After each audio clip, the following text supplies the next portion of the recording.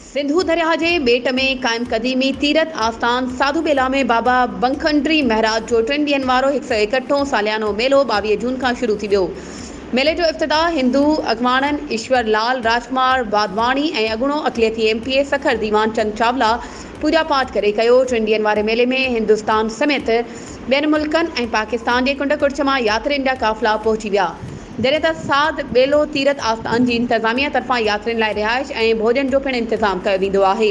बाबा बंखुंडरी महाराज जे मेले में हिंदू धर्म सां लाॻापियल समूरनि ज़ातियुनि जा मर्द औरतूं ऐं ॿारनि जो वॾो अंग आस्थान ते पहुची मन जी मुरादुनि लाइ प्रार्थना कयूं वयूं। यात्रियुनि जो चवणु हो त मेले जा इंतज़ाम तमामु सुठा आहिनि।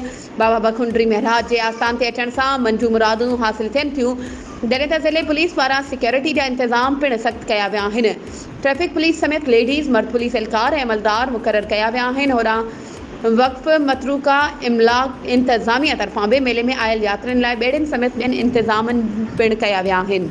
वधीक ख़बरुनि ऐं अपडेट्स जे लाइ असांजे चैनल खे सब्सक्राइब कयो ऐं हा बेल आइकन खे प्रेस करणु न विसारिजो त जीअं असांजी हर नई अचण वारी वीडियो तव्हां ताईं पहुची